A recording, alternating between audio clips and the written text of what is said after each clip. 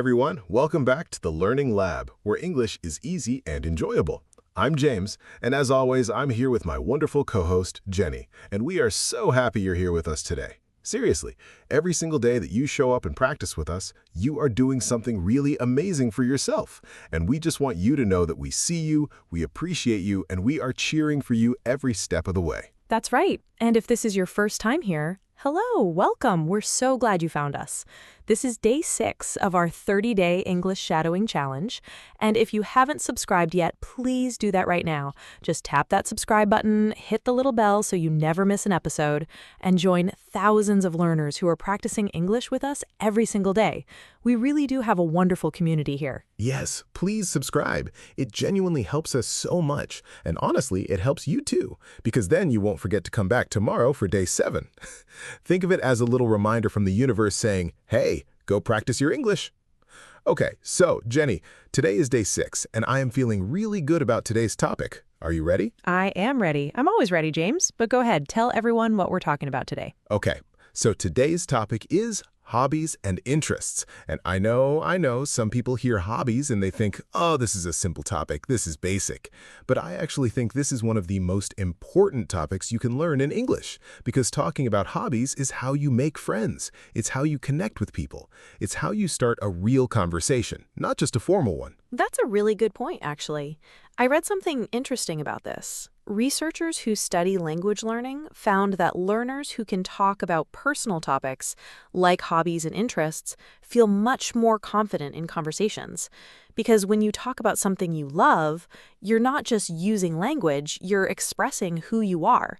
And that makes the whole experience feel real, not like a test. Exactly. Like, think about it. When you meet someone new and they ask you, so, what do you like to do?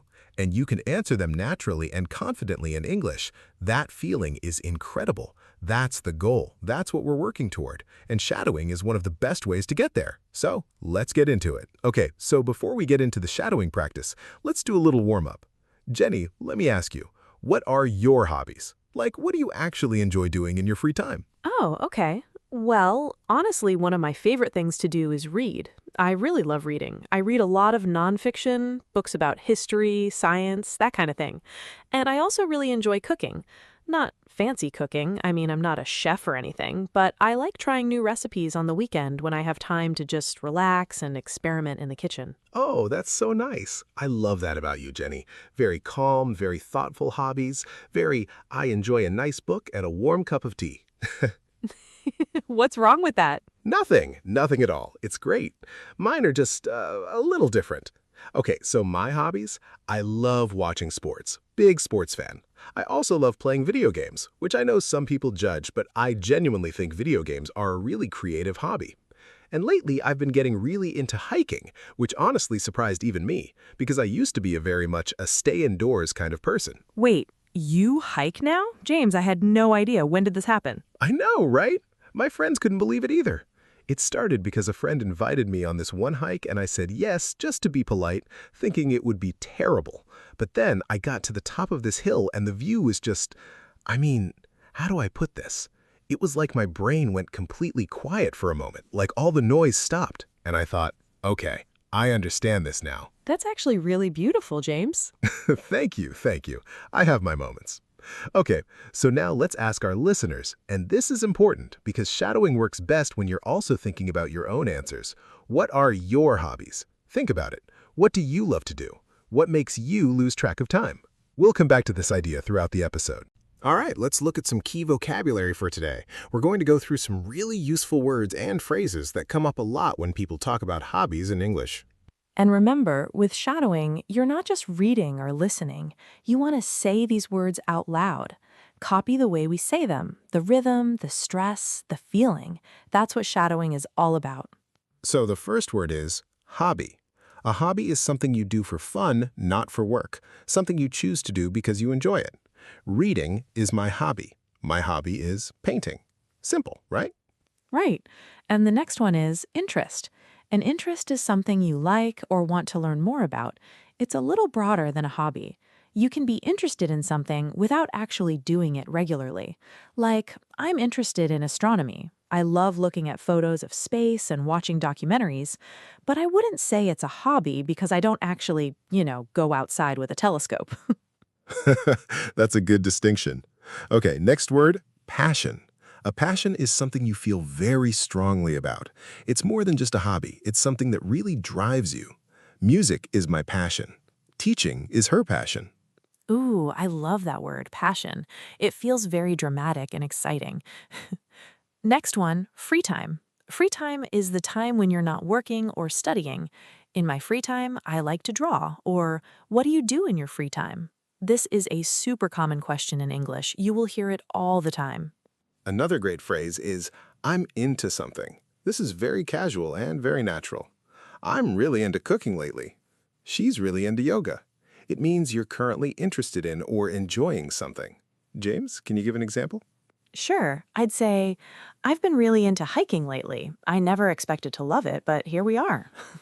See how natural that sounds? Very conversational, very real. And the last vocabulary item for this section is to pick up a hobby. This means to start a new hobby. I want to pick up painting.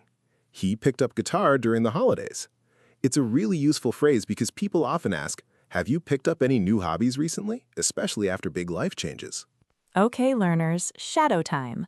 I want you to repeat after us. Say each phrase out loud, just like we say it. Ready? Let's go. Reading is my hobby. Reading is my hobby. What do you do in your free time? What do you do in your free time? I'm really into cooking lately. I'm really into cooking lately. I want to pick up a new hobby. I want to pick up a new hobby. Great. Did you say them out loud?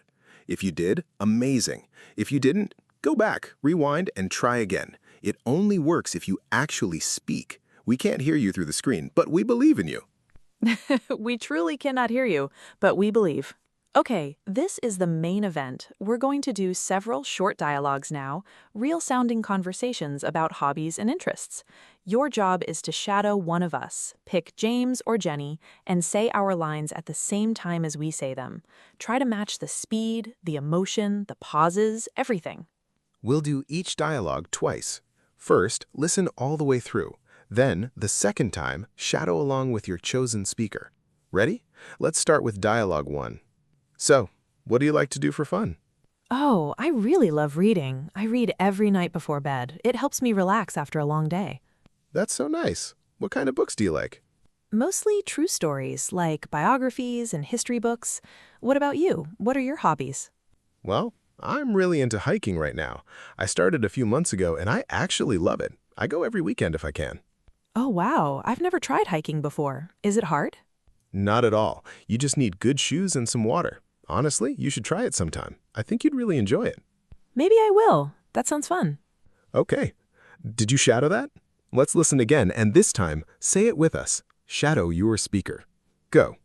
Good work, everyone. Notice how in that dialogue we asked follow-up questions. What kind of books do you like? Is it hard? These follow-up questions are so important because they show the other person that you're listening and you're interested. It keeps the conversation going. Yes, and it's actually a great tip for English conversations in general. When someone tells you something, don't just say, oh, cool, and stop there. Ask one more question. It makes such a big difference. It makes you sound fluent and natural even if your grammar isn't perfect yet. Totally. Okay, let's do dialogue 2. This one is about discovering a new hobby. I started painting last month. I can't believe I never tried it before. Oh, really? That's amazing. Are you good at it? Not really. My paintings look a little interesting, but I don't care. I love the process. It's really relaxing. I think that's the best reason to have a hobby. Not to be perfect, but just to enjoy it. Exactly. I used to think I had to be talented to do something, but now I just do it because it makes me happy. That's such a good attitude. I want to try something new too. Maybe cooking? I'm terrible in the kitchen, but hey, maybe that's the point. You should. Cooking is so satisfying when you make something and it actually tastes good. And so disappointing when it doesn't. True, but that's how you learn, right? Okay, I love that dialogue because it has such an important message, right? The idea that you don't have to be good at something to enjoy it. I think a lot of learners feel this way about English. Like, I'm not good enough yet, so I'll wait until I'm better. But Jenny's character says it perfectly. Just do it because it makes you happy. Right. And the same goes for shadowing. You don't need to sound perfect. You just need to keep going, keep trying, keep practicing. Progress is more important than perfection, always. That should be on a motivational poster. Someone write that down. Okay, let's keep going. Dialogue 3 is a little longer. This is two friends recommending hobbies to each other. You have to try yoga. I know you think it's not for you, but just try one class. Seriously. I don't know. I'm not very flexible. I'll probably fall over. That's the point. You go because you're not flexible, and then you get better. It's not about being perfect from day one. Maybe. What do you like about it? I feel so calm after every class, like all the stress just leaves my body. And it's quiet. No phones, no screens, just you and your breathing. It's really peaceful. Okay, that actually sounds really nice. I've been so stressed lately. See? That's exactly why you need it. There's a class on Saturday morning. Come with me, just once. If you hate it, I'll never mention it again. Fine, I'll try it. But if I fall over, I'm blaming you. Deal. I'll make sure to fall over first so you don't feel bad. You're ridiculous, but okay, deal. Okay, that dialogue was a little more complex, right? There were more emotions. Skepticism, laughter, encouragement. This is real conversation. Real conversations are full of these moments. Someone hesitates, someone laughs, someone changes their mind. And that's what we want you to get comfortable with. Not just the words, but the feelings behind the words. When you shadow, try to feel it. If the line is funny, let yourself smile. If the character is nervous, let that come into your voice a little. The emotion helps you remember the language so much better. That's actually backed by research, by the way. Emotional memory is stronger than regular memory. When you connect a word or phrase to a feeling, your brain stores it much more deeply. See? Jenny always comes in with the science. I say something from my heart, and she proves it with data. We really are the perfect team. We really are. Okay, let's take a little break from the dialogues and talk about some fun facts. Jenny, what have you got for us? Okay, so here's something I found really interesting.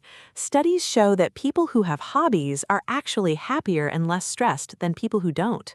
Like having something that's just for you, something that has nothing to do with work or responsibilities, is genuinely good for your mental health.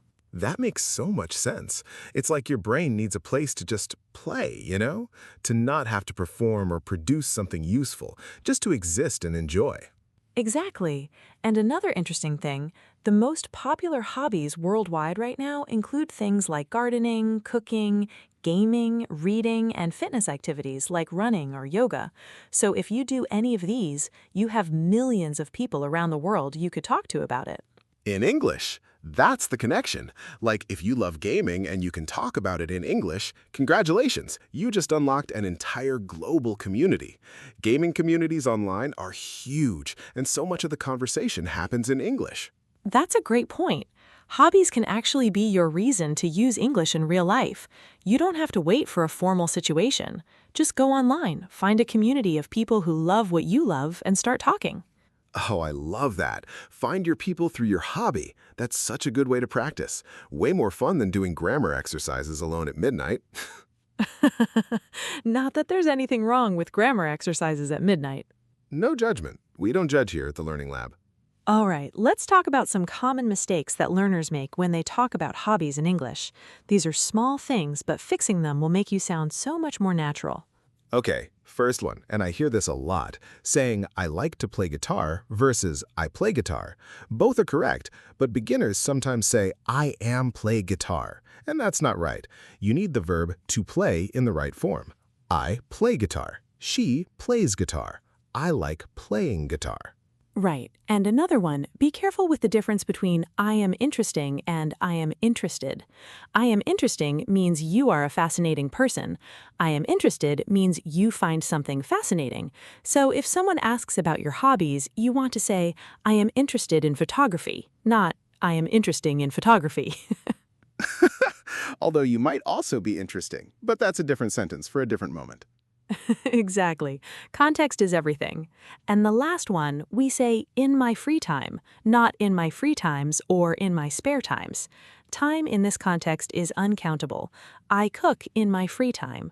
I read in my spare time. No S at the end.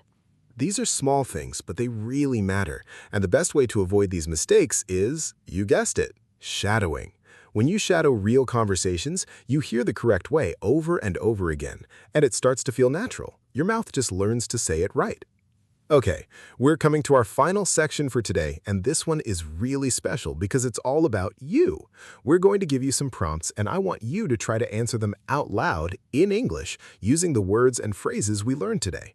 Think of it as a mini speaking practice. Don't worry about being perfect. Just speak. Use simple words. Be honest. That's all you need to do. First prompt, what is your favorite hobby? Say it out loud right now. Start with, my favorite hobby is... Good. Second prompt, when do you usually do your hobby? Start with, I usually do it. For example, I usually do it in the evenings, or I usually do it on weekends. Pause. Third prompt, and this one is a little more challenging. Why do you love this hobby? What does it give you? Start with, I love it because... Pause. And the last one, is there a new hobby you want to try? Start with, I want to try... For example, I want to try painting, or I want to try learning how to bake. Pause. Amazing! If you answered all 4 of those out loud, genuinely, I'm so proud of you. That's real speaking practice. That's not just passive listening, that's active output, and that's where the real growth happens. And here's a little challenge for you. Write your answers down in the comments below. We really do read them. Tell us your hobby, tell us why you love it, tell us what new hobby you want to try. It's a great way to practice writing and reading, and you'll get to see what other learners around the world are saying. Yes, the comments on this channel are always so warm and wonderful. I love reading them. It always makes my day. Okay, before we wrap up, let's do one final short dialogue. This one is you talking to a friend. Shadow James this time, okay? Really commit to it. Honestly, my favorite thing to do is go for a walk in the park. I know it sounds simple, but I find it really relaxing, especially in the morning when it's quiet and there aren't many people around. That sounds really peaceful. Do you go alone or with someone? Usually alone, actually. I like to listen to music or a podcast while I walk. It's like my time to just think and clear my head. By the time I get home, I feel like a completely different person. I totally understand that. I feel the same way when I read. It's like the rest of the world disappears for a little while. Exactly. That's the best part of having a hobby, right? It's your little escape, something that's just yours. I think everyone needs something like that. Life gets busy and stressful. You need something that brings you joy. 100%. So, what's your happy place? What do you do when you need to recharge? And that's it for today's shadowing practice. You did so well, seriously. Day 6 is done. You showed up, you practiced, and that matters more than anything else. Can we just take a moment to say if you've been here since day 1, you've now done 6 days in a row of English practice. 6 days! That is not nothing. That is a streak. That is momentum. And momentum is everything when you're learning a language. Keep going. Day 7 is tomorrow, and we'll be right here waiting for you with a brand new topic and brand new dialogues. Don't break that streak. And if today was your first day, welcome. We're so glad you're here. Go back and start from day 1 when you can, but also know that every single day stands on its own. You can start anywhere. The important thing is that you start. All right, before we go, your homework for today. Number 1, think of 3 hobbies that you have or 3 things you're interested in. Number 2, try to describe one of them in English, just a few sentences, and say it out loud. And number 3, leave a comment below telling us one hobby you love and one hobby you want to try. We want to hear from you. Yes, please. Comments, likes, subscribes, all of those things help us keep making this show, and we genuinely love this community so much. If you're watching on YouTube, hit that subscribe button and the bell. If you're listening on a podcast platform, please follow the show and leave us a review. It really, really helps. We'll see you tomorrow for day 7. Take care of yourselves, keep practicing, and remember, English is easy and enjoyable. See you next time, everyone. bye everyone.